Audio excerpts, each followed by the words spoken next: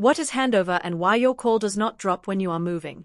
Think about the last time you made a phone call while driving on a highway. You spoke for 20 minutes.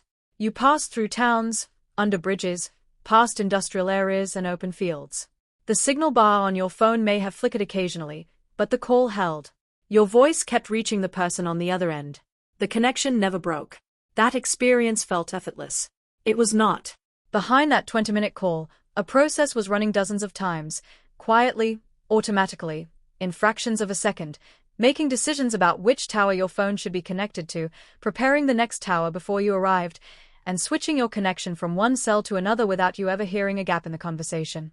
That process is called handover, and it is one of the most elegant pieces of engineering in the entire mobile network system. What handover is? A mobile network divides geographic coverage into cells. Each cell is served by one sector of a base station, an antenna pointed in a specific direction, covering a defined area of ground. When your phone is stationary inside one cell, it connects to that cell's base station and stays connected for as long as you remain in the coverage area. But when you move, walking down a street, driving on a motorway, riding a train, you travel from one cell's coverage area into another.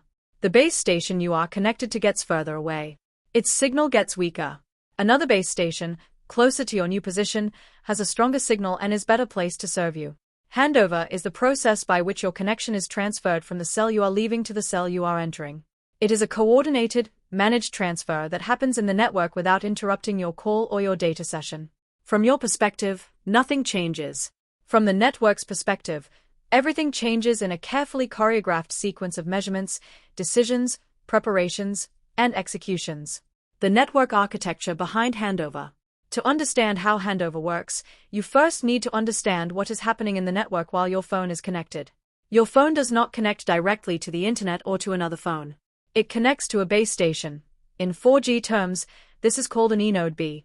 The eNode B manages the radio connection, handles resource scheduling, and communicates with a core network to route your traffic. When you make a call or stream a video, the data flows from your phone to the eNode B over the radio link, and from the eNode B to the core network over the backhaul link. Multiple eNode Bs are connected to each other through an interface called the X2 interface. This direct connection between base stations is what makes fast, efficient handover possible. Rather than routing every handover decision through the core network, which would add delay and complexity, neighboring base stations can communicate directly with each other to coordinate the transfer of a connection. This direct coordination is one of the reasons 4G handover is significantly faster and smoother than handover in older network generations.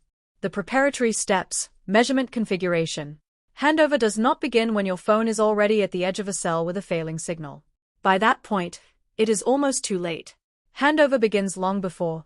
From the moment your phone connects to a cell, the network starts preparing for the possibility that you might need to move. The first preparatory step is measurement configuration. When your phone attaches to an eNode B, the eNode B sends your device a set of measurement configuration instructions.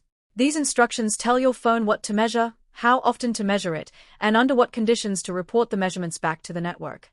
Your phone is instructed to measure the signal strength and quality of the cell it is currently connected to, the serving cell.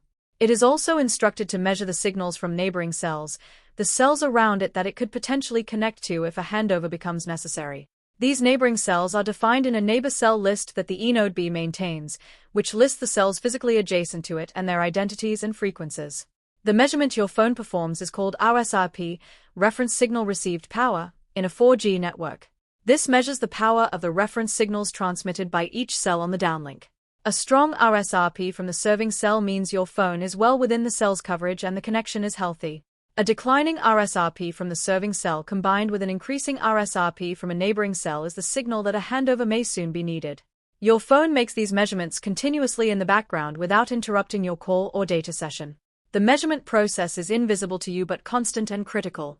How the user equipment determines it is crossing into another cell. Your phone does not simply report measurements the moment a neighboring cell appears stronger than the serving cell.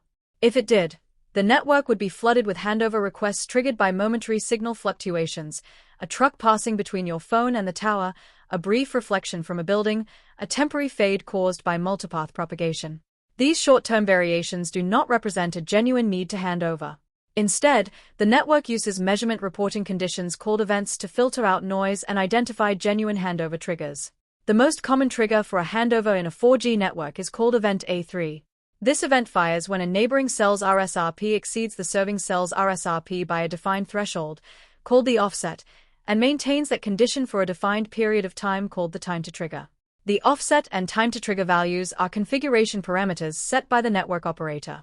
A larger offset means the neighboring cell must be significantly stronger before a handover is triggered, which prevents unnecessary handovers but risks holding the connection on a weakening cell too long.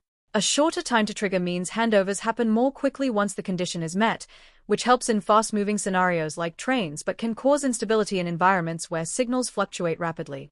When your phone detects that a neighboring cell has exceeded the serving cell's signal by the required offset and maintained that condition for the full time to trigger period, it compiles a measurement report. This report contains the identities of the neighboring cells it has measured and their RSRP values. It sends this report to the serving eNode B over the radio link. This measurement report is the moment the handover process officially begins. Your phone has told the network, in precise technical terms, that it is crossing into another cell's territory and that the network should prepare to transfer the connection. The handover decision. The serving eNode B receives the measurement report and makes the handover decision.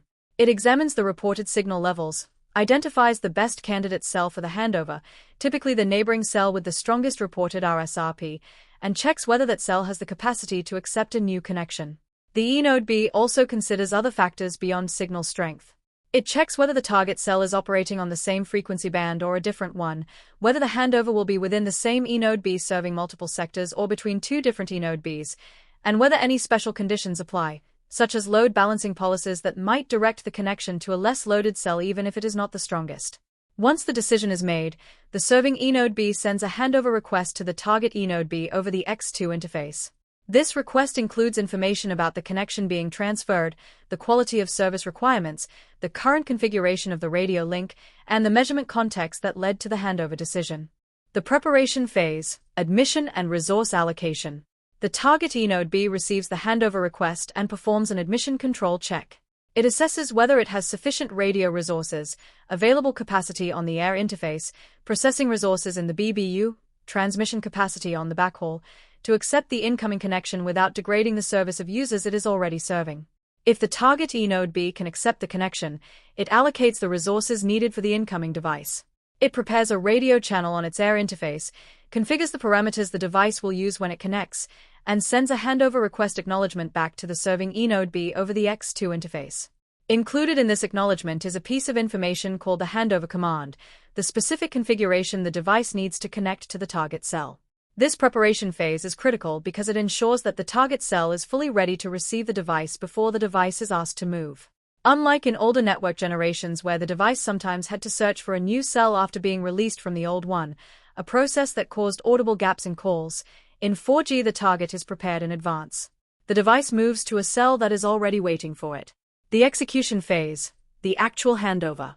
With the target cell prepared and the handover command ready, the serving eNode B sends the handover command to your phone over the radio link. This command tells your phone exactly what it needs to do, which cell to connect to, what frequency to tune to, what timing and power settings to use, and what authentication information to present when it connects. Your phone receives the handover command and immediately begins the process of disconnecting from the serving cell and connecting to the target cell. It tunes its radio to the target cell's frequency, synchronizes to the target cell's timing reference, and transmits a random access preamble to the target cell, a signal that announces its presence and requests access. The target eNode B receives the preamble, responds with a timing advance and uplink resource grant, and your phone begins transmitting data on the new radio link. The connection is established on the target cell. At this point, the target eNode B sends a path switch request to the core network, telling it that the device has moved and that the data path, the route through the network carrying your traffic, should now be directed to the new eNode B rather than the old one.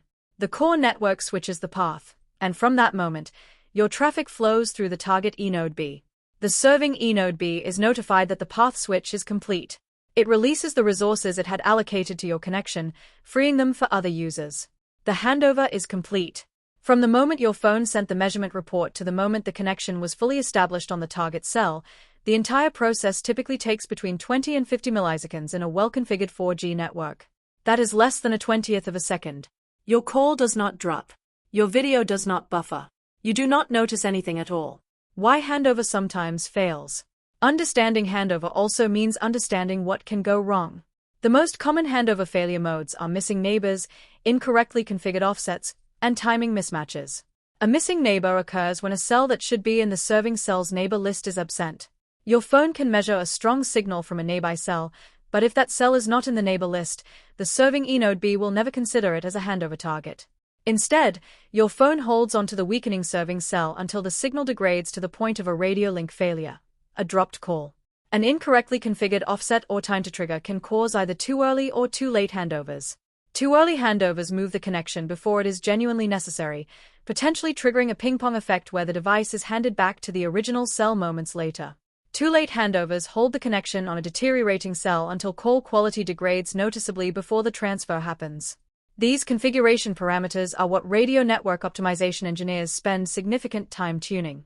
Getting handover behavior right across thousands of cells in a live network, covering diverse environments from dense urban streets to fast-moving motorways, is a continuous and skilled process.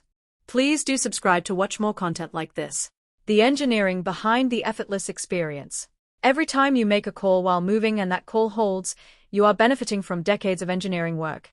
From the physicists who modeled radio propagation, to the standards bodies who defined the measurement events and handover procedures, to the network engineers who configured the neighbor lists and tuned the parameters, to the field engineers who aligned the antennas that make the coverage overlap precise enough for handover to work, all of them contributed to that seamless experience.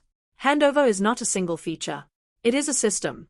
And like all great systems, it works best when you never have to think about it. Thank you for watching.